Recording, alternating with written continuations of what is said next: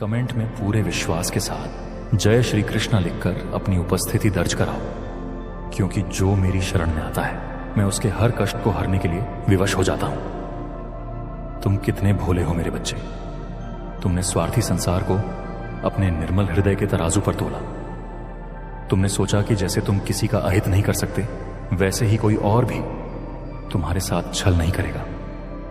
परंतु इस कलयुग के माया जाल ने तुम्हें बहुत गहरे घाव दिए हैं। तुम्हारे अपने ही सगे संबंधियों ने, तुम्हारे उन मित्रों ने जिन पर तुमने अपना सर्वस्व न्योछावर कर दिया था, समय आने पर तुम्हें पहचानने से भी इनकार कर दिया। तुम्हारे पीठ पीछे तुम्हारी निंदा की गई, तुम्हारे चरित्र पर अकारण लांछन लगाए गए और तुम्हारी उस पवित्रता का मजाक उड़ाया गया जिसे मैं स्वयं पूजता हूं। तुमने घुट घुट कर वह विष पिया है जिसे पीने के बाद कोई साधारण मनुष्य टूट कर बिखर जाता है। परंतु तुम आज भी खड़े हो, क्योंकि मेरे प्रेम का अमृत तुम्हारे भीतर प्रवाहित हो रहा है। जो लोग आज तुम्हारी वर्तमान स्थिति को देखकर अट्टहास कर रहे हैं, जो तुम्हें निर्बल और हारा हुआ मान चुके हैं, वे अज्ञानी यह नहीं जानते कि उन्होंने अनजाने में उस आत्मा को ठेस पहुंचाई है जिसके शीश पर स्वयं द्वारकाधीश का हाथ है।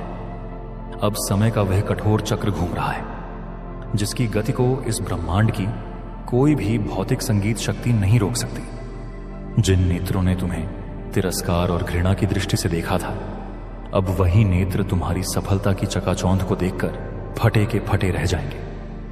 तुम्हारे शत्रुओं के जीवन में अब वही अंधकार प्रवेश करने वाला है जिसमें उन्होंने तुम्हें धकेलने का कुत्सित प्रयास किया था।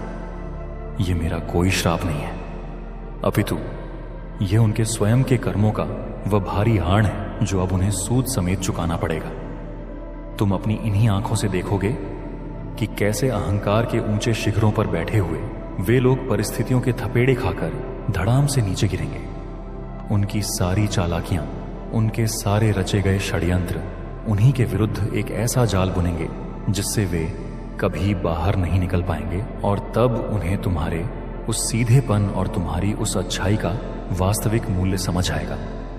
वे तुम्हारे पास आएंगे, तुम्हारे चरणों में नतमस्तक होंगे और अपने उन घिनौने अपराधों के लिए क्षमा की भीख मांगेंगे। प्रकृति का यह न्याय इतना सटीक और इतना भयंकर होगा कि देखने वालों की रूह कांप उठेगी।